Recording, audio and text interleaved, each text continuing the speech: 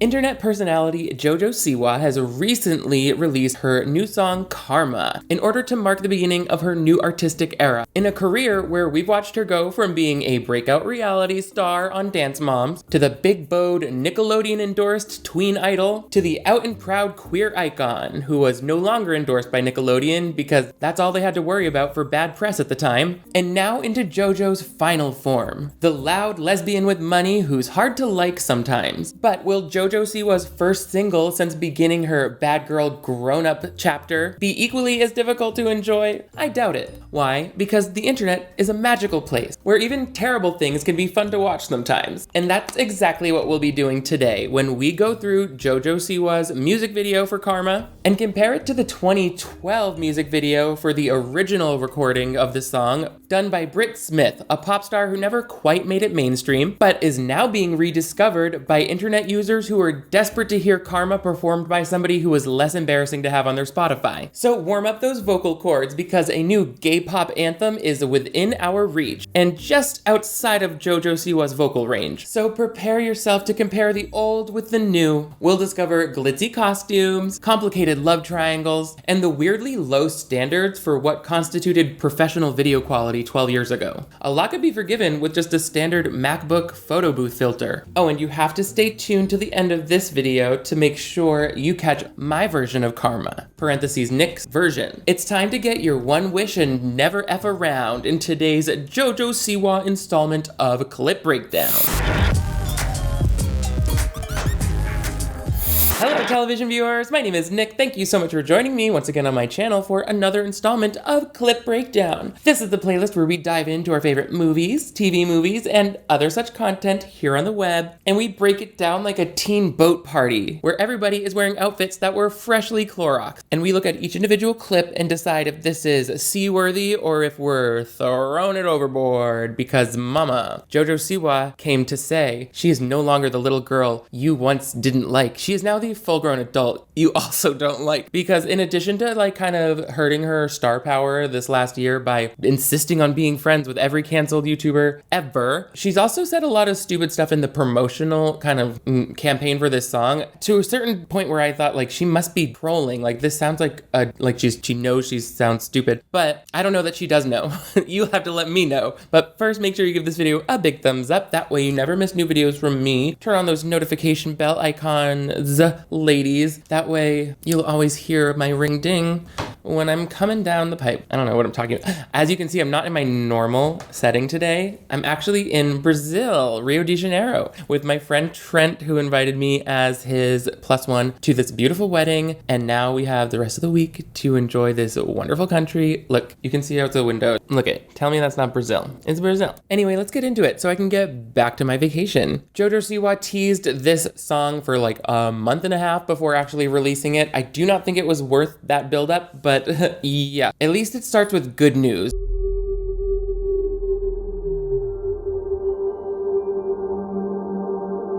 Welcome to CG Island, where the sand is from Home Depot and the sky is a cartoon, and apparently where the length of JoJo Siwa's body is 1/16 of an entire mid-ocean coconut grove. I think the scale is just a little bit off there. But for the record, when somebody asks what would you bring if you were stranded on a desert island, that is like the exact island that I picture in my head. And the one item I would bring is Hourglass Vanish Concealer, shade 4.5 Fawn. But that's neither here nor there, okay? We started on this island, but we're going back to the boat. Okay, let's get this whole Gilligan's Island fucking sequence in order. One thing that makes me uncomfortable, all of these kids are wearing like bodysuits, and I'm like, girls, I don't care for all of that. I don't think there's a problem with young women showing their bodies. JoJo is 20. I'm just saying, like, it's this weird thing where it's like very modest, but also trying to be sexy, like sexy in a Sunday school setting. Like if you were going to a themed dance for your Christian school, you'd be like, I'm gonna wear my white jeans. It's like, okay, sister. So anyway, there's clearly some drama going on between JoJo Siwa and her two gorgeous girlfriends. Like there's this girl with the regal shoulder details that like is kind of being a, what's the word? I don't know, seductive. She's being a seductress, luring poor JoJo Siwa away from the other girl that she like loves. And this whole like to and fro dynamic is captured effortlessly by this interpretive dance. And I didn't think twice what it would do to you. was a matter of time before I blew it.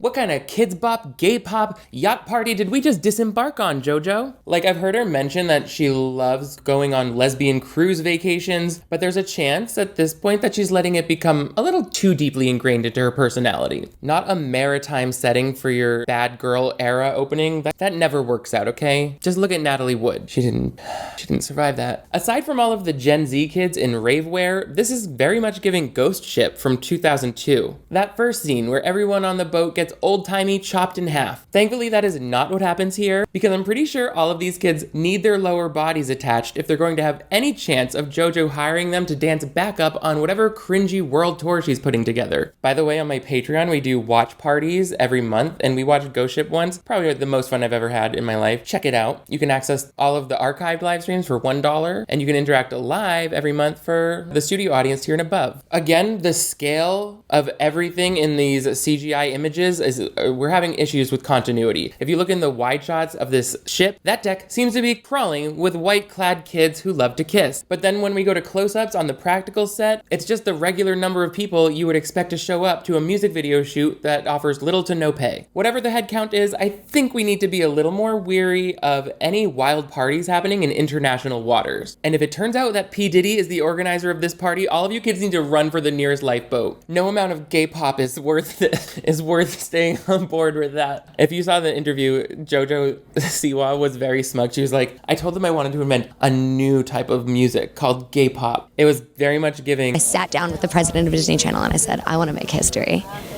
And that's what this is. I want to make history. And that's what this is. Okay, so now the girls are dancing. They're like, I don't know, their Black Swan-esque dance. They're all talented dancers, you can tell, and they seem really passionate about sticking their tongues out. And people were all making fun of JoJo Siwa's choreography because she was teasing it on TikTok and it looked a little strange. I think it came together for the actual shoot though. Like, you can't say anything about this. Well, I can, because I say something about everything.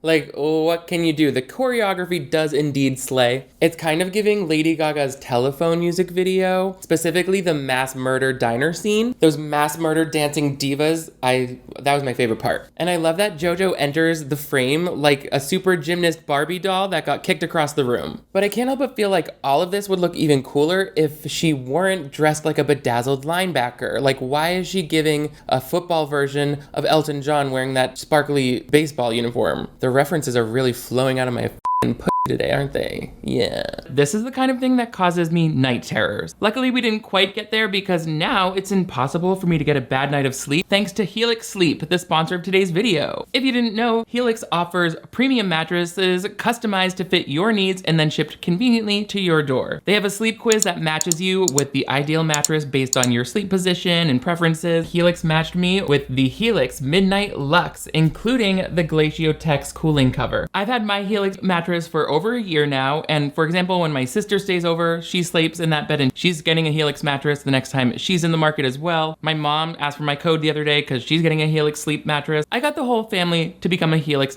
family. I love that I don't have this neck and shoulder pain when I wake up anymore, which was something I specifically answered about in the sleep quiz, and I'm happy to recommend Helix to anybody who's shopping for a mattress because they deliver it right to your door, free within the US. It comes up rolled in this box so tight, and you can just spring it open yourself. It's really very easy to get going with this. Plus, I know some people really prefer to lie on a mattress in a musty old showroom before making a decision. Don't let that stop you because Helix comes with a 100-night sleep trial so that you can make sure this is the perfect mattress for your body. You're also covered with a 10-year warranty as well as financing options and flexible payment plans. I'm always excited when people tell me on YouTube here that they are getting a Helix mattress because of this recommendation, because I'm like, yes, enjoy your good nights of sleep forever. Like a year later, there's no sagging with this. The mattress feels as good as the day that I sprung it from that box. I've struggled with insomnia in the past. I've just lied awake for hours, and I honestly don't remember having that sort of issue ever since starting with Helix. Sleep is so important to me, and that's why I'm so grateful to partner with them for this video. Helix offers 20 unique different mattresses, including the award-winning Ultra Premium Elite Collection, the Helix Plus, which is designed for big and tall sleepers, and even the Helix Kids mattress, which is designed for growing bodies and endorsed by child sleep and medical experts. So when you're ready for a new mattress in and the best night of sleep you've ever had, make sure you visit helixsleep.com/Doramio. Their Memorial Day early access sale is running now through May 12th, and it's the perfect time to upgrade your mattress. You can get 30% off an Elite or Luxe mattress plus 2 free pillows, or take advantage of 25% off site-wide. Check out the Helix site for more details. Someone said this on TikTok as well. It's like, this would all be working. Her stepping into a more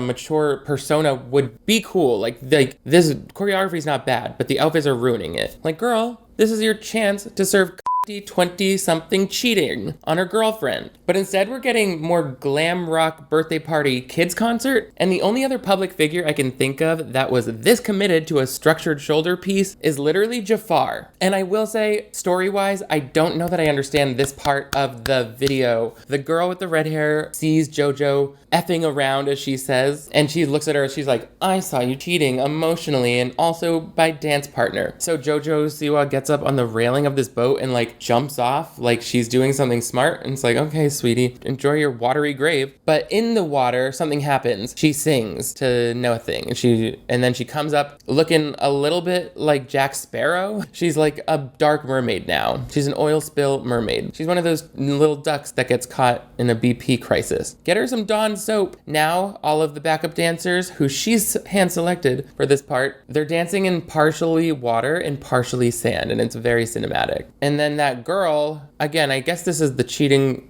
seductress girl, but in a different costume, but I think it's not. I think it's the girl that she was... See, I don't know who any of these girls are. Their makeup, their costumes, they look crazy. This is like WWE wrestling, except I'm gay and I'm watching it.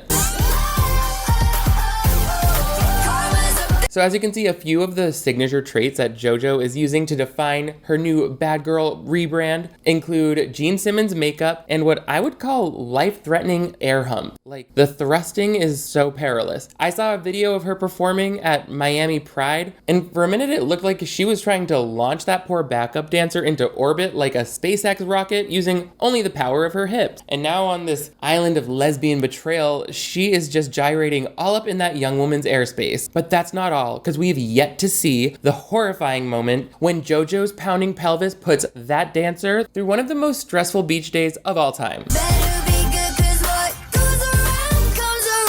Oh God, JoJo, please stop. Like, I know they're probably classically trained, but that girl seems to be drowning. Why is JoJo giving me the impression of a captive orca who snaps and starts going nuts on its SeaWorld trainer? And we're like the first grade class who was just on a field trip, and now we have to witness the whole thing. She can't breathe. Karma's a bit. I didn't not appreciate this ending part where like they go through all of the motions again, but backwards, like they're in reverse. And that gives JoJo the chance to have one wish and never F around. If I had one wish, I'd have never effed around. Something like that. So she goes back in time and doesn't cheat on her girlfriend by rubbing her hip bones against another girl. And that's magic. That's the magic that made the movie It's a Wonderful Life feel so magic. A lot of people have that, it seems. I don't know what I'm talking about. I want to go. It's nice out. There's a beach. Wrap it up, JoJo.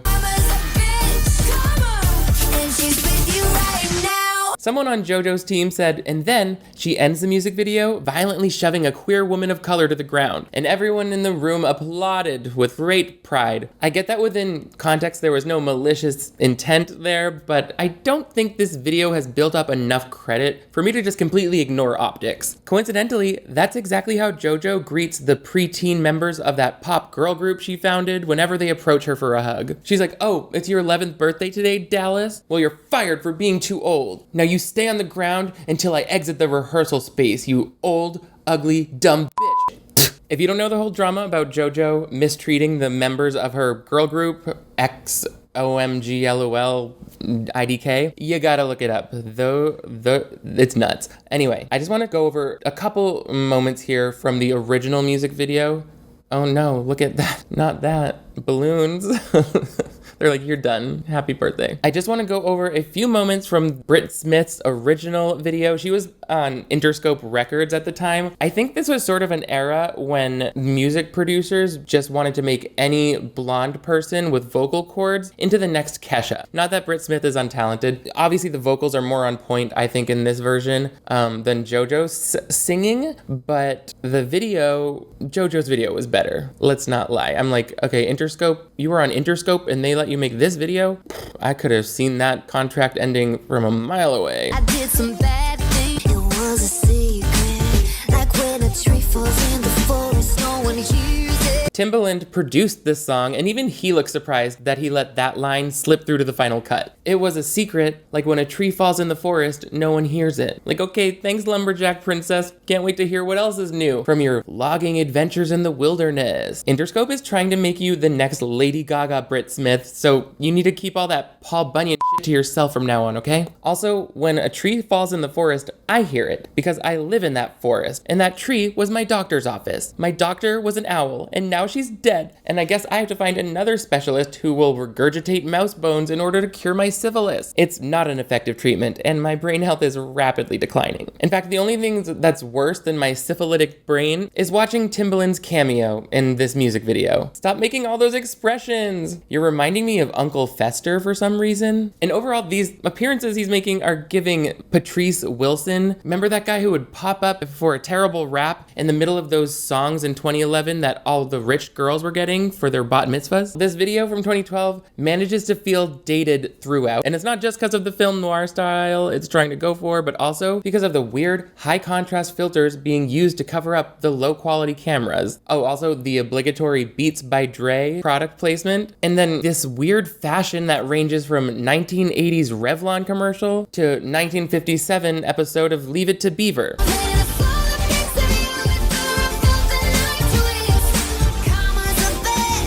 Is Karma the name of the stylist who dressed you to look like Spanky from The Little Rascals? I'm sorry, I just don't think I've ever heard Dennis the Menace swear like that. Look at that Punky Brewster hat. What is going on here? That's a whole other video, but I'm not gonna be able to sit here and say anything about these dueling versions of the world's catchiest and most forgettable pop song unless I was also willing to throw my hat into the ring, so I did a cover of my own. Step aside Brit Smith and JoJo Siwa so you can go shop for men's hats together, because it's time for Nick Doremio's version of Karma. 5, 4, 3, 2, 1.